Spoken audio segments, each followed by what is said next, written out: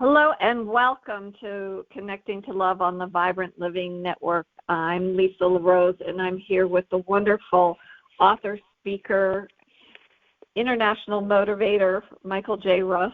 And today, I'm going to allude a little bit to what Jim Henson said. He said, life is like a movie. Write your own ending and keep believing, keep pretending. And we had, both Michael and I had the pleasure of being mentored by Vibrant Living founder Glenn Brooks. And Glenn would always ask each one of us, what would it be like if you knew it was impossible to fail? And he posed that question to a lot of people, and not always in the first instance, but in celebration of Glenn's upcoming birthday, I thought that we would visit and speak about what it would be like if you had your days to live over and over again. So first of all, I'd like to welcome my wonderful guest, Michael J. Russ. How are you today, Michael? I am absolutely fabulous, stepping into this new year with lots of joy and gratitude, mountains of gratitude, and just looking forward to creating an amazing year. Oh, that's beautiful. As you should, and as we all should. I think that it's very important as you begin anything to sort of notice what you notice and set your intention to what you want to bring into your life, not what you don't want. And we've spoken to that a little bit in the past, and I know with you, Michael, as soon as anybody sees your beautiful smile, it's hard not to be inspired to want to do your best or to smile back, and that truly makes a difference. And each day that we have an opportunity to smile back and extend a warm hand or a helping hand to somebody that we meet unexpectedly that may need just an unexpected boost in their day. They just want, they don't know what they want. They want to be close to you in line, or they just want your friendly smile. So, Michael and I have a lot of teeth, though. That it makes it easy. You have a beautiful smile. I don't know what it is. It's like it's like that. But I love smiling. I just absolutely. I think that I agree with you that most people out there. It's a matter of getting so caught up in the nuance of the distractions of your daily life and the things that you believe are important that really aren't, that the smile goes away. And I'm fascinated, not only in my writings and books, I talk about it all the time, I'm just literally fascinated by how we can enjoy every single moment of our lives. How can that happen? What needs to go away? What are the distractions? Let's identify them and eliminate them, or deal with them in a different way.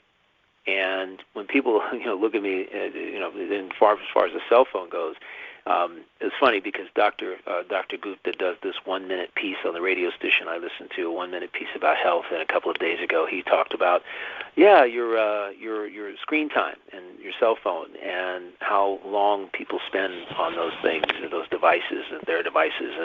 And he said, turn off notifications. And I said, I turned off notifications years ago. It's like I look at it as other people wanting to tell us when we should be interested in what they have to offer, and to remind that's really what it is. That's what notifications are. They want to come in and interrupt your life and tell you when you think when they want you to think to believe that what they have to say is important, and then people get hooked on notifications. And I said, you know what? Even years ago, before cell phones, I started to design my life around things that I enjoyed. And the things that I started saying, okay, is this really important? Does that serve me really? Is there a way that I can leave that out and I can have the choice as to whether to go do that or not? If I don't want to, it's not a big deal. Started waking up in the morning, meditate for 45 minutes, start the day out right, set a positive tone, with positive affirmations after meditation on the way to work, in traffic, positive thoughts, an imagining of what I believe the day would unfold that day, how I wanted that day to go. And just by the time I got to the office, when I lived 20 years ago, I was energized, and I was like, I was so positive about the fact that I knew that I created my reality, right? So it's so interesting that most people have and this is, by the way, the thing about, tie this back to Glenn. Glenn did the exact same thing, except he did it in a different way. Glenn he's like, I don't like computers. I have them, but I don't like them. I have Word, but I don't know how to use it, and I don't want to know how to use it. I've got a phone, but it's a flip. I don't want a smartphone. I got this thing. I don't want to text. Don't text me. Call me. He's all into the relational. His biggest theme in life was relational connection. That Absolutely. was Glenn's biggest theme. And I was sitting here writing down a couple of other things that I've taken from him that have been quite nice. But it makes you think. It makes you think when you have to work with somebody who doesn't text, who wants a phone call, who may not be there when you do call, who is really like somebody who I would say was right out of he would have been perfect in the 18th century. He would have been absolutely perfect. That's a good place. I can see that for sure. Yeah, it was like writing by hand versus typing. It's talking with people versus calling them. Telecommunications. That was an annoyance. It was an annoyance to him. But he had this sense of his sense of connection was very deep and straight from the heart, and you knew it when he got into his groove and he was talking with you. You knew what he was saying was coming from the heart, even though you and I and a lot of other people we work with, we've learned to straddle this line between the 21st and the 18th century. He was not somebody who wanted to really embrace the change, that the digital change that was occurring in life, because it disrupted connection. It was a disruptive connection. And he was famous for saying one thing over and over again: step outside of the known. Remember that? Step outside the known. I do remember that. Step outside the known. And I remember that. And it's in my thoughts when I'm writing podcasts and speaking to people, because it's so true. You have to step outside the known. In order to expand and evolve as a person, you have to step outside the known. And those are just simple things. He was the little nuances of he wrote, by the way, the foreword to my Zero Adversity book. I don't know if you know that. I did know that. I believe. Did you work on that together? Was that something that you, in the beginning, did you write your book? I know he did that with quite a few people. He wanted to write a book on the air. Yeah, no, we didn't write a book on the air. We did talk about the book as it was unfolding on the air. That's what we did. Okay. And, it's kind of like you and I. I can talk to you when we're not on radio, and we can, and you intuit things when you're talking with someone who is on the same vibrational frequency as you things get, inspirations occur while you're in conversation. And for me, I always have I have a notepad, and when I'm talking to someone like yourself, or I've got a handful of other people, 3 or 4 people that I can talk with a couple of times a year. Some I talk to more often. And the conversation is one that there's so many inspirations that come out of the conversation that for both of us, I'm sure. But these inspirations have to be written down, or they just disappear. It's like the angels are saying, okay, yeah, this thing here, you're channeling this right information in the conversation, and it will dissipate. You have to notate it, or it will just go away. And you'll be back going, what was that about, Dan? Why, that was such a fabulous conversation. I didn't record it. Because if you record it, it's okay. You're in the moment having the conversation. But one of the things when we did write, we talked about the forward. He said what he wanted to say. What he really wanted me to do was take dictation. That's what he really wanted to do. So I think he in order to wanted get everybody him to do it, to take vacation, right? Yeah, he said, look, I'm going to tell you what I'm thinking, and we'll put it together, and you could, and I said, okay, fine. So I literally took dictation of what he wanted to say in the foreword of the book.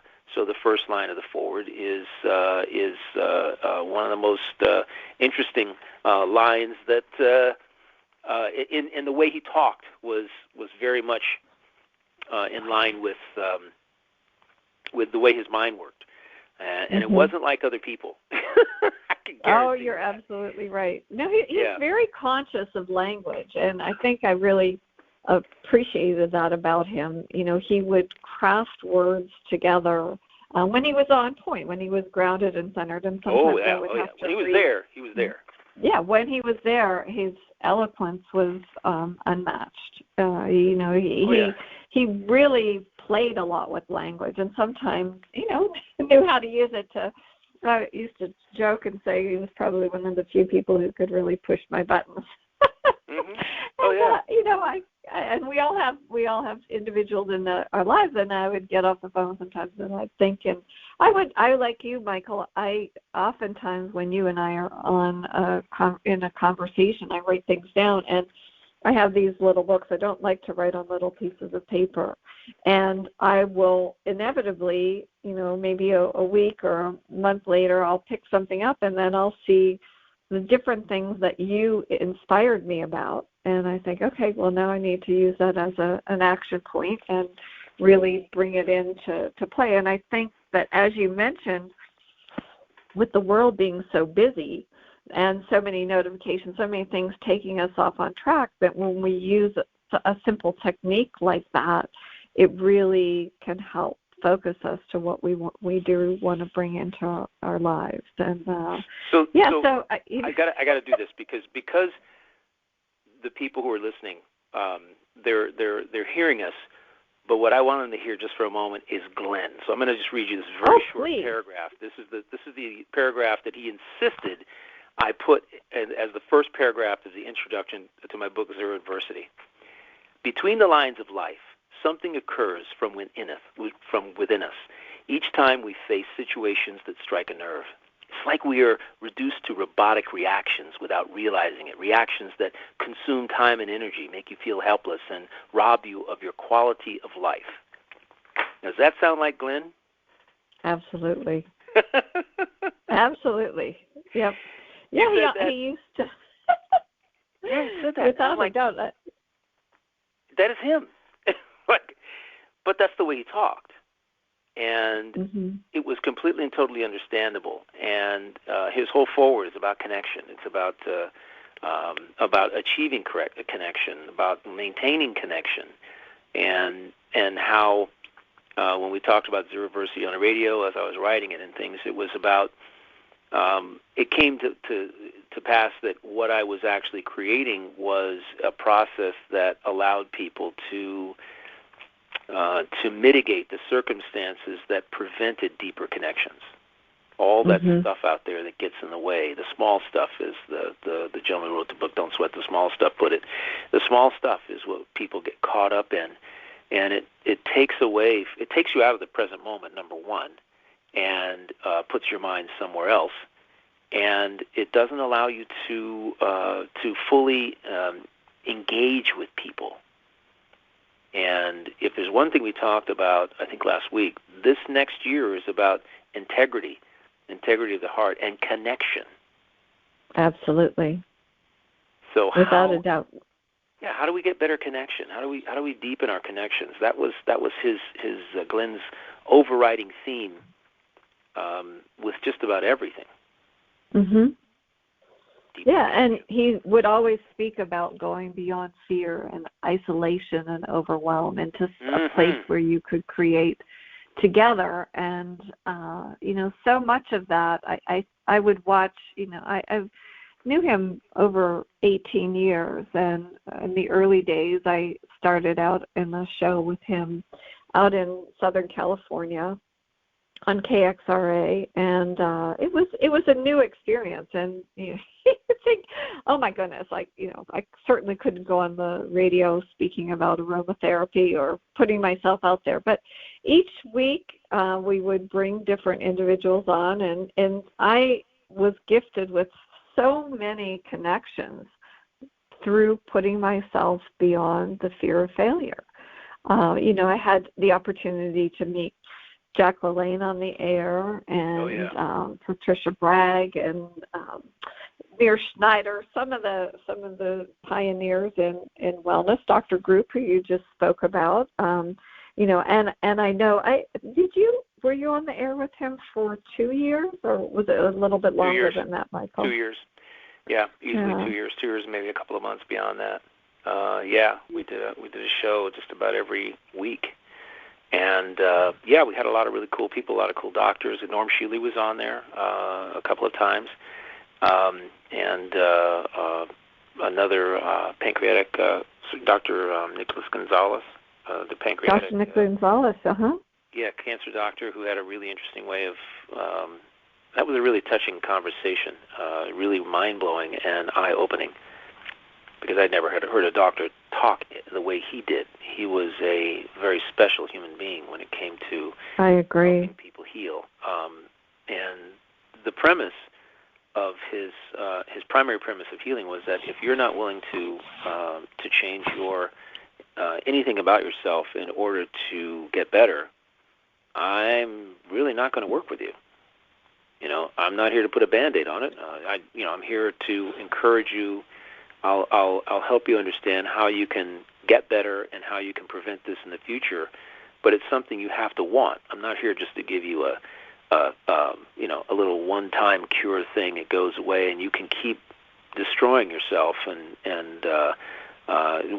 keep on with your self-deprecating behavior, self-defeating, self-destructive behavior, and have to come back. My work is more important than that. I'm here to help you shift. His goal was to shift your to help you pivot away from a cause to your problem to begin with, and so you could live longer.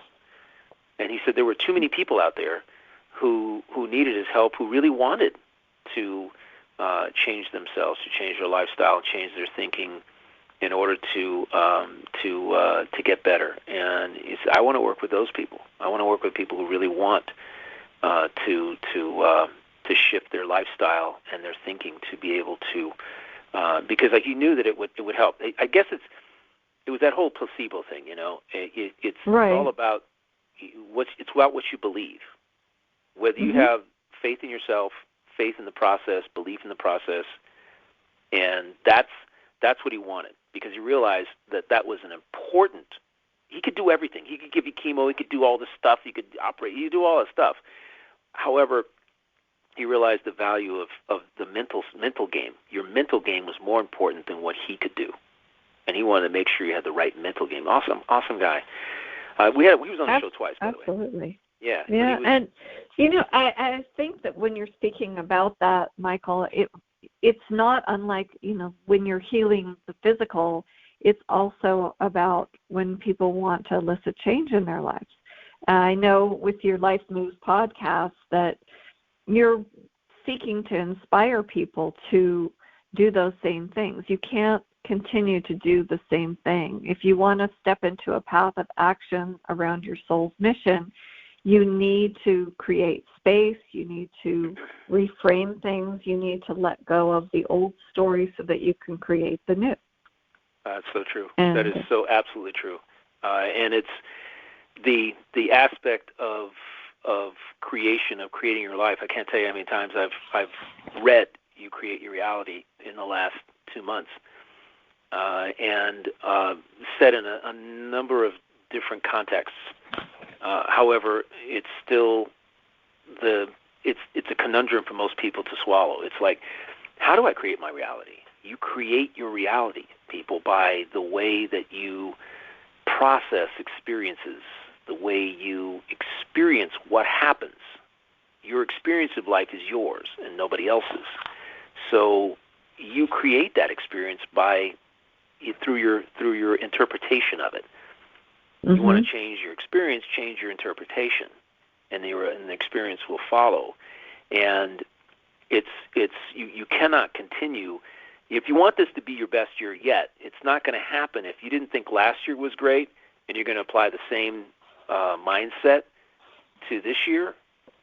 You're setting yourself up to get the same year you had last year. Something's got to change in order for you to achieve a different result in your life. And a lot of people want different. People want to get rid of them. Think about it. Think about absolutely. Yep. Complaining. There's such a hunger for it now. Yeah. You see it everywhere.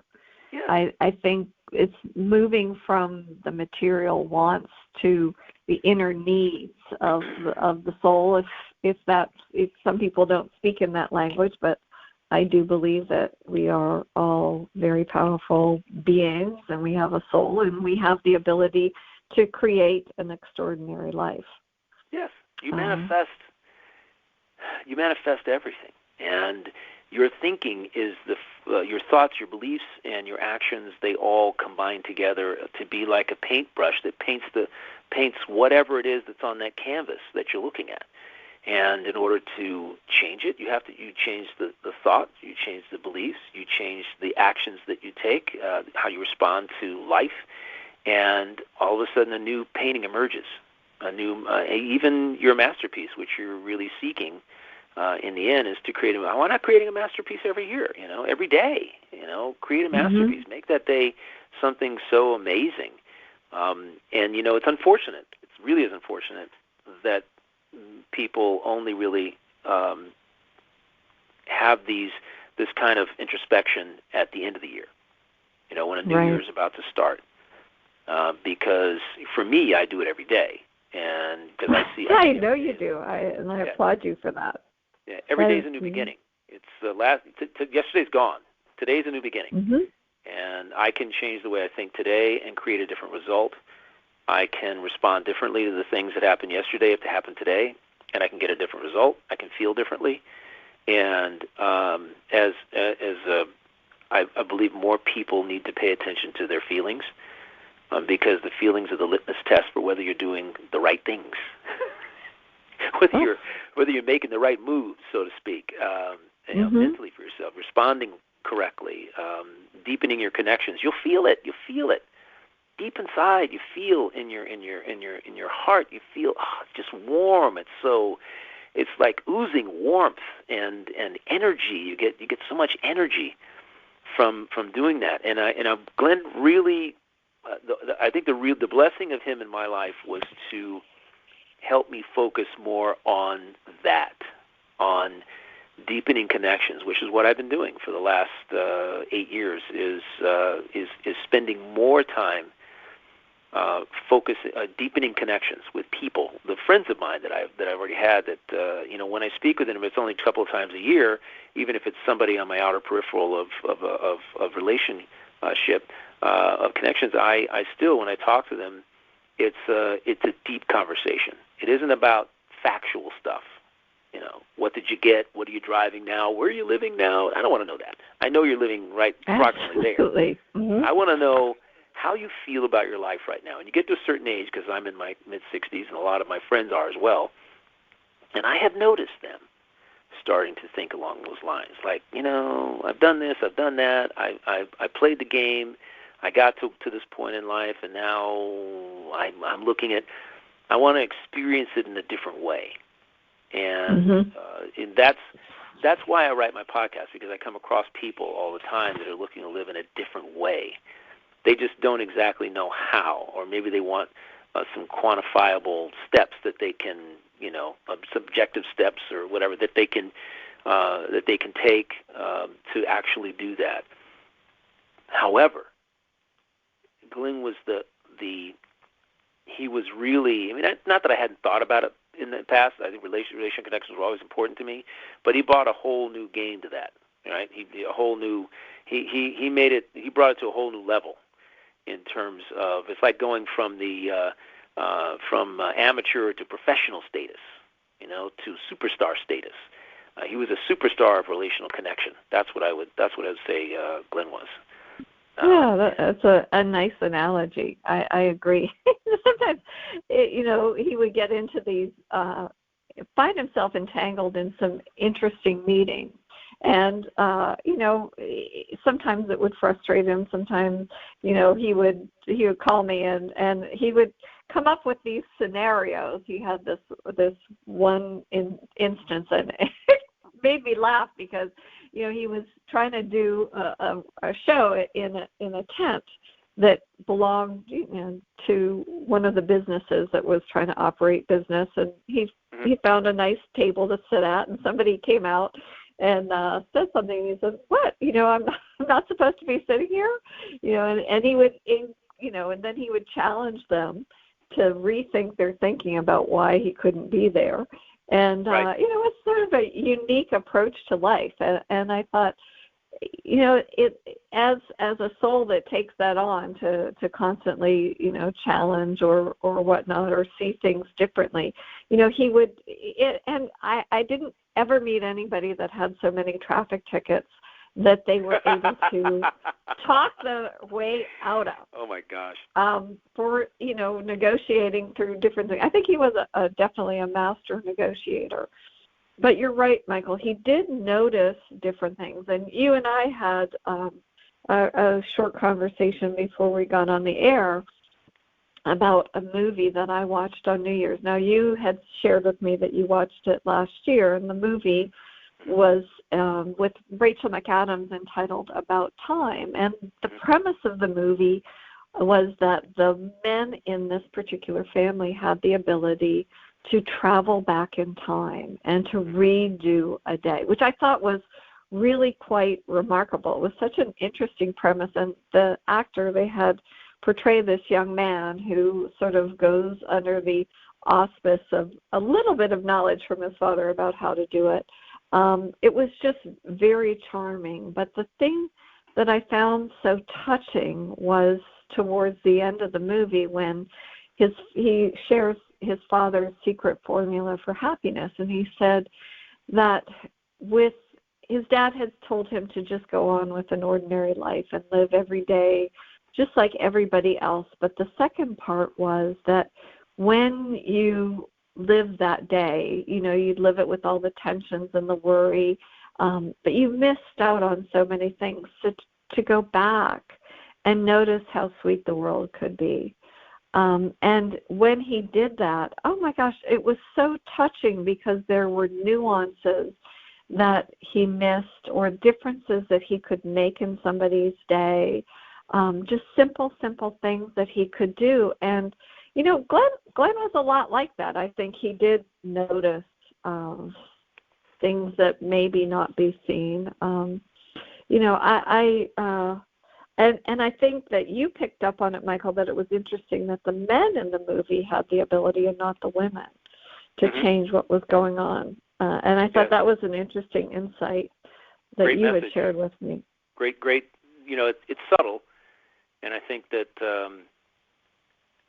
most men who watch the movie probably, I'm not going to say, I'm not going to really throw the judgment out there big time, but most of the men I know that would watch the movie, let's just say that, wouldn't think about that. They'd see the movie, and it's like most things. I look deeper into most things. I want to know what the motivation is behind why somebody did something. What was the inner conversation when you didn't achieve something, or you did achieve something? What was going through your mind? What were you telling yourself at the time you were actually engaged in whatever it was? And invariably, I find that there was doubts and stuff. But this particular movie was incredibly touching because it's probably one of the most unique scripts that I have witnessed on screen in a very long time, because a lot of the stuff is formulaic. My brother's an actor, and I and a director, and I spent a lot of time talking about this sort of thing and how formulaic these movies can get, because it's all about making money. This particular movie was one that you're actually sparking me to go watch it again. We rewatched a couple of movies. We've watched a few from last year again, and I'm going to do this. I'm going to watch this one again because it was so delightful. Now, the men had the ability, and the young man was awkward at first, and it was so wonderful to see him. He was incredibly awkward doing what he was doing, and he got caught up in the 3D of the 3D distractions that most people think are important at the time, and then he, I guess, as a function of him being able to do it and doing it time after time after time after time. Those 3D distractions, he reached a point of diminishing returns where they weren't what was important. Other things became important, and those other things had depth. The 3D world doesn't have depth. It's just there. It's there to tantalize you and tease you to engage with it. And when you do, it's okay for a little while, and then all of a sudden, you're on to the next thing. Depth is when you want to embrace something and you want to really put your heart into understanding it. And he put his heart into understanding what he was doing and came to understand the power and embrace the power of what he was doing, not because it could it could change the way he engaged with the 3D world or what he could get from it. It was what he could give when he went back, and to those people that were that he was reliving those days with, he could help them feel differently than they did. And it's just kind of cool. The whole I think Groundhog Day was the second most type of movie because you're right. Because he went back and again it was all about the 3D world and him, hit the ego. And then he understood after doing it so many times, the ego that got boring. It became distraction. So he dropped the ego, and wait a minute, this is about connection.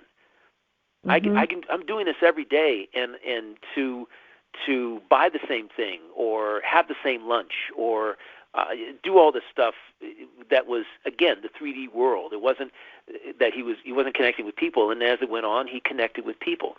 And then by the end, he had connected with people in a way that made him, he had transformed throughout his own alchemy and in the process the way he felt about himself. Because in the beginning of the movie, he didn't feel good about himself. And that was why he was doing all these things. He was acting out, and it was all about, again, the ego. And I thought both these movies had something similar. Although the movie we're talking about that we saw together, About Time. That totally changed the game with regard to that and took it to a whole new level of depth. Well, and I think, as you had said, when you start a new year, you have an opportunity to do things differently. And when, we don't have the ability to travel back in time, and we've all said things that we regret, and you think, oh, geez, I could have done that better. I could have done that differently. And one of the really touching parts of that movie, I think, was at the son's wedding, and the father had been maybe drinking a little bit too much. He was tipsy, and he gave the toast, and he, thought, oh, no, I can do that better. And you think, the son sort of looks at him, and he knows what his father's going to do. And he comes back, and he has a very eloquent speech. And then he turns to the one uncle who was suffering from dementia, and he said how much he loved him. And towards the end of the movie, that was the one thing. Of all the things that man who had challenges remembered, he said, your father said he loved me. And that, oh my gosh, it just filled my heart with so much joy to hear that, because so many times men don't express that. They're not allowed. And I think that was what you had said as a poignant thought, that, men may not have understand the power in this movie to be able to really express the joy, the fear, the love, all of those emotions that sometimes, and you being in business, that is not deemed acceptable. Yeah, so it seems a sign of weakness, which is really ridiculous. And that's one of the things that's one of the reasons why the world's in the state that it's in, is because there's we need more people who think from the heart. And honestly, I'm a big proponent of having more women in positions of power, because there's a whole different dynamic that comes into play, and it's not one that's fully associated with only the ego and greed and what we can get and how much we can make. However, just to go back to your story here, absolutely wonderful, that whole process. And I don't know how it evolved. I can't really tell you how it evolved, but over the last couple of decades, I've whenever I go out and I go into a store, I always take the time to look the person who's serving me in the eye and say thank you. I really appreciate you. If there's something about them that I really like, I'll tell them. And to all my male friends, they know in a heartbeat. I'll tell them I love them like crazy. And that's how we end every conversation, all of us. And it's because I learned through the passing of 4 or 5 really, really key people in my life that I grew up with that aren't around me anymore, and I'm only in my mid-60s, that the key to actually enjoying your life is connecting with people and deepening the connections with people that are in your sphere. And those people who aren't in your sphere, leave them with something as a result of your connection with them, no matter how brief, that helps them understand that they have value and that they can do anything, that they are important, and that that someone cares about them. That is absolutely essential. This whole concept of and that was Glenn too, by the way. He would sit and talk to. It didn't matter who it was. He told me some stories about people who he'd come across and they were working somewhere or whatever, and he sat down and talked to them. I've always had the gift of being able to sit somewhere, encounter somebody, and in a very, in minutes, less than 5 minutes, they're telling me some of their deeper secrets, or they're telling me how they feel about themselves, because I'm focusing the conversation on how they feel. And I encourage people, stop using facts when you're talking to people, especially people you know really well. Who cares about how you like your new car, or how you do you like where you live, and whatever. It's not that. It's how do you feel about where you live? How do you feel about that new car you bought, or that jet ski, or how do you feel about that vacation you went on? How did it make you feel to be gone for a couple of weeks? I want to get deeper than the top layer of this that most people only care about, because then they start telling me things. They start telling me, what they did like, what they didn't like, what made them feel this way or what made them feel that way, and I get a better sense of them as people, as individuals. And whether I know them or not, whether I meet them for a second, if I have more than 5 minutes to talk to them, or even 5 minutes, I still want that information. I want to know are they enjoying their lives? Are they loving? I can tell if there's self-love there. I can tell if there's by their inner conversation. The words they use will tell me how they feel about themselves and their lives. And if there's any way that I can impart something positive to them, then I will just do that. Not saying you need to do this or you need to do that. It's about helping them understand that there is perhaps another way of thinking that that they could embrace, and that would change the way they feel. And it's up to them. I let it dry. I drop it there. I impart something positive, and never say you should do this, you should do that, and just listen. And then sometimes it's just a function of just listening and say everything's going to be okay. Don't worry. I agree. Yesterday I had somebody in when I was checking out, and I always ask, how are you doing today? And they give the standard answer, fine. And I could just see that this person was everything but fine. They were everything but fine. And I said, I said a few things, and I said, I really do hope that you have a better day, and the rest of your day goes well.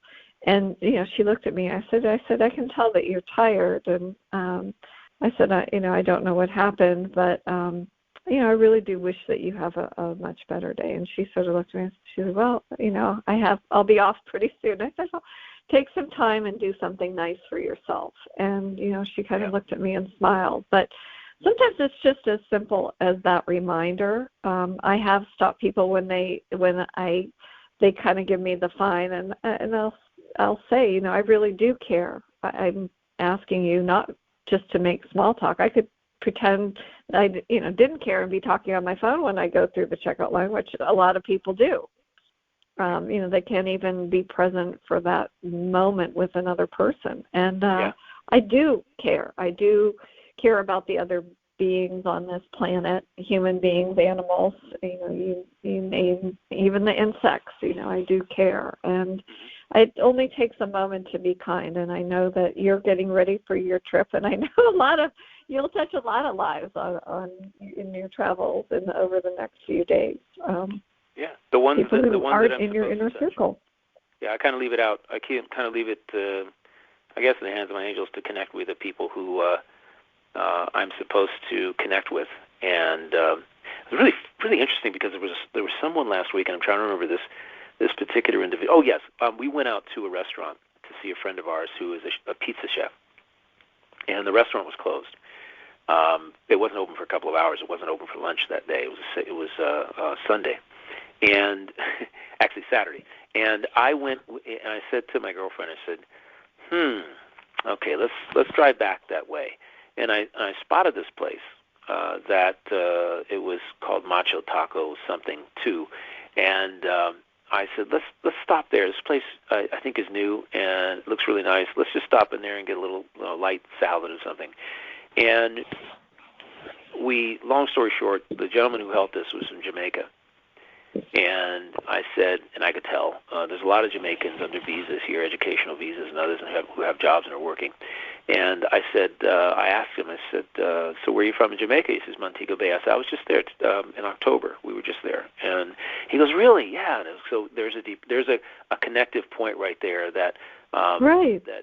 Where you can relate to people, because that's what I look for as quickly as possible. I tell people, if you want to connect with somebody in a very, really fast, find something very quickly that you have in common and do it fast. And this gentleman was, and I said, oh, it's great. You're up here on an educational visa. He says, or work visa. He says, educational visa. I'm taking massage therapy. I said, massage therapy? Really? And he wow.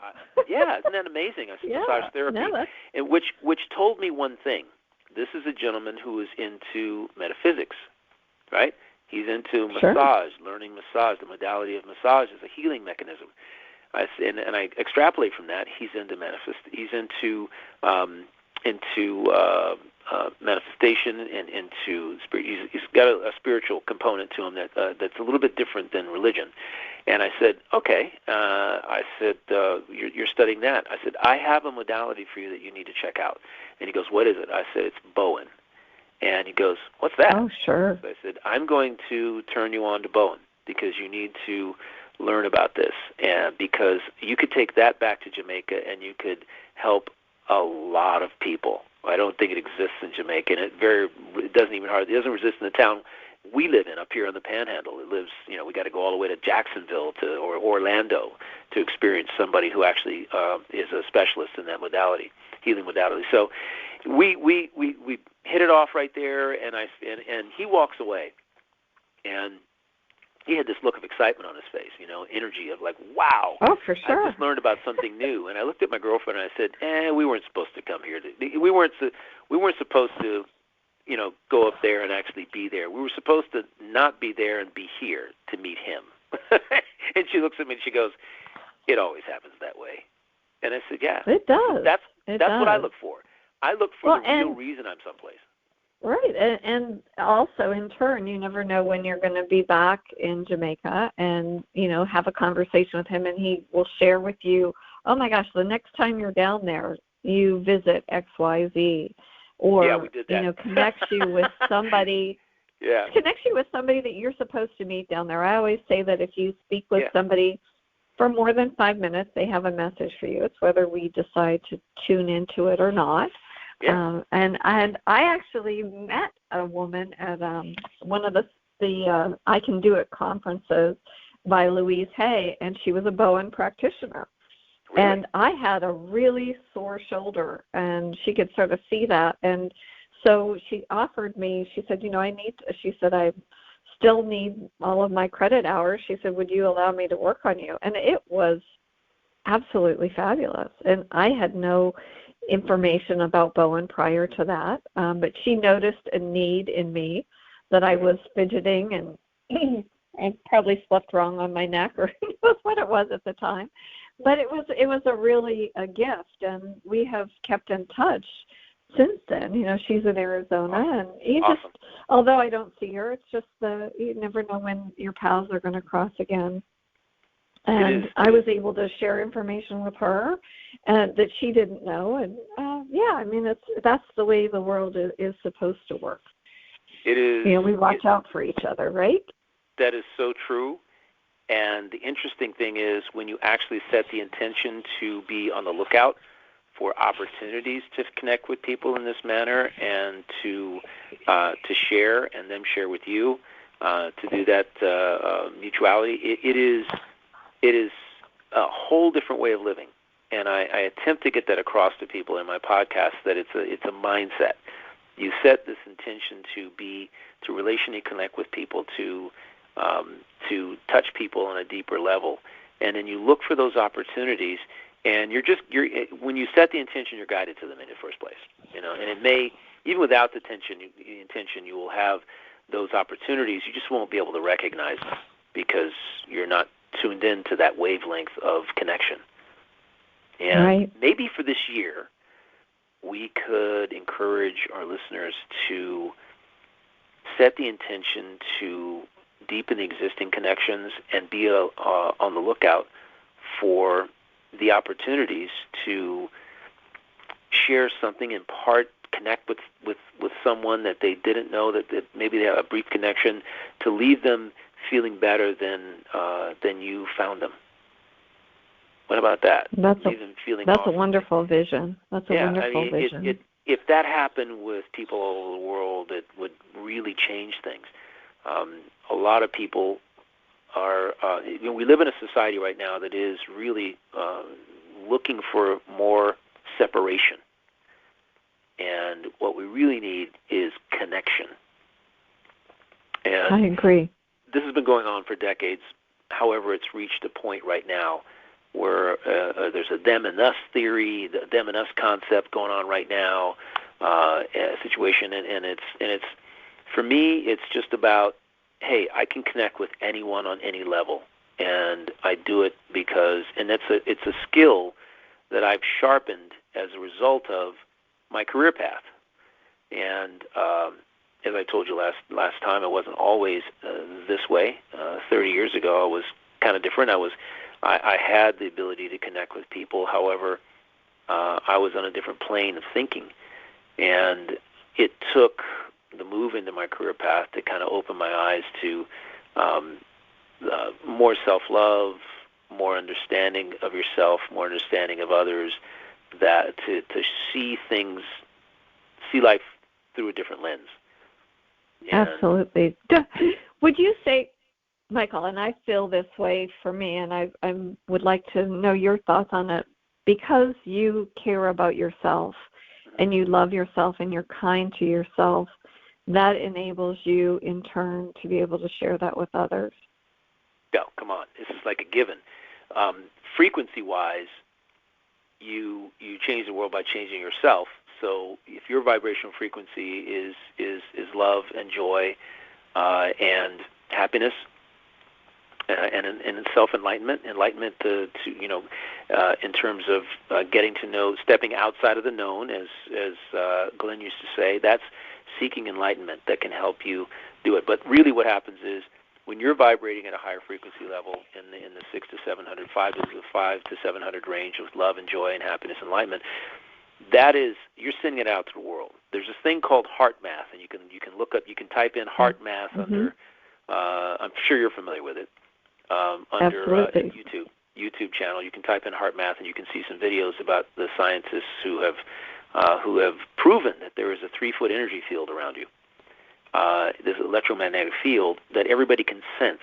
Animals can, every living being can sense this energy field, and so what makes what you said absolutely true, that when you love yourself, you have a high degree of self-love, that others can sense it, and you actually do, that vibration is sent out to everybody that you come in contact with, and people over the phone.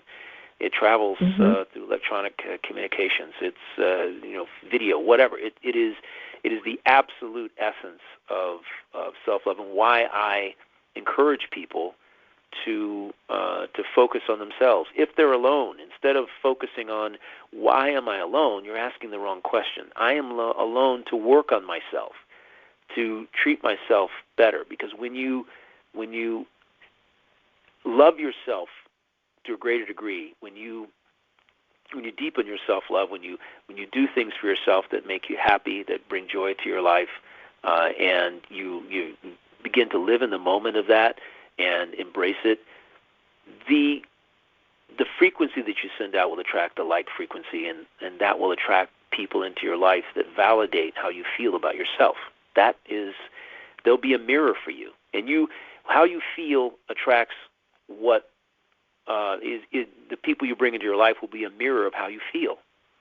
But if there's the essence, and this is the difference, when you don't feel good about yourself because of some 3D event that occurred in your life, although there's the fire's there, the embers of self-love are there, them being there can attract somebody like you or me to connect with them, like that woman that you were talking about, right?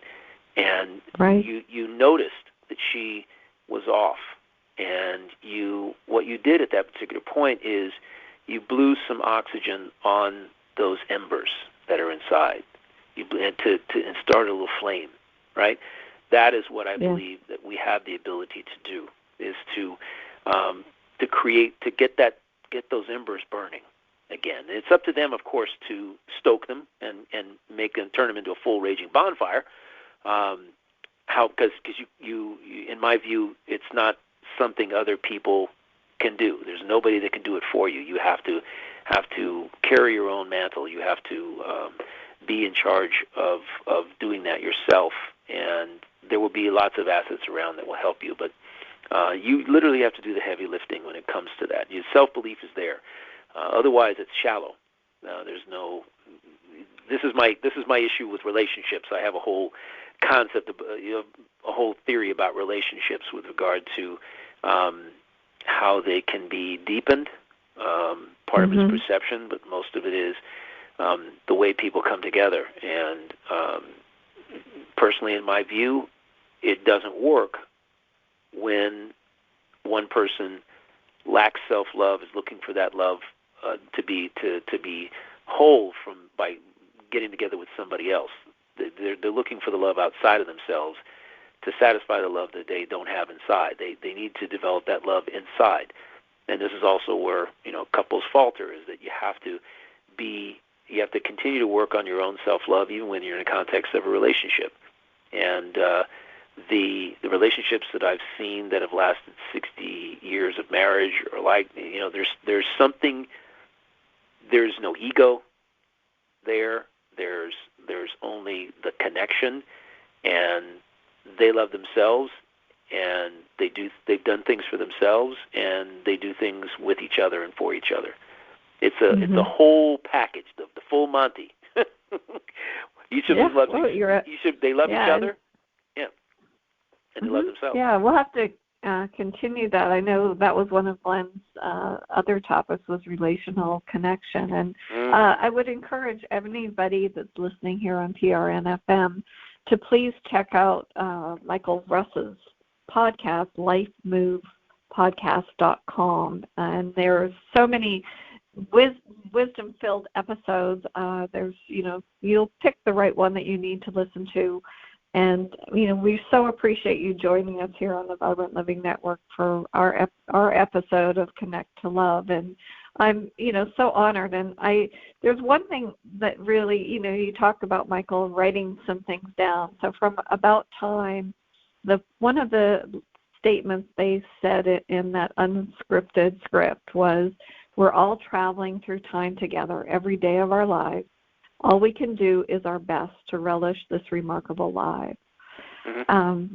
And he also said, live each day, the one day, enjoy it as if it was your final day of this extraordinary, ordinary life. And that really touched me. And so I'm going to embrace that. And Michael, I will allow you did such a beautiful job last week of signing off. I would love to hear what wisdom you'd like to leave with our audience today. Being in the thank you, and it's a pleasure to be on. I really, really do thank you for this opportunity to connect with people around the world. It's really fantastic. The one thing I'll leave you with is become fascinated about the present moment. Become absolutely fascinated and passionate about being in the present moment and fully embracing it, and because that's where the gold is. That's where the richness of life is. It's in that present moment of now. What's unfolding now is what is most valuable to you. You'll learn the most from it. It'll bring you the most joy and the most happiness. Because you're in it, and instead of being somewhere else and wishing you were somewhere, regretting that you were somewhere in the past where something you couldn't change, you literally don't regret it. Simply do something different next time. Thank you. Enjoy a wonderful week. Bye-bye.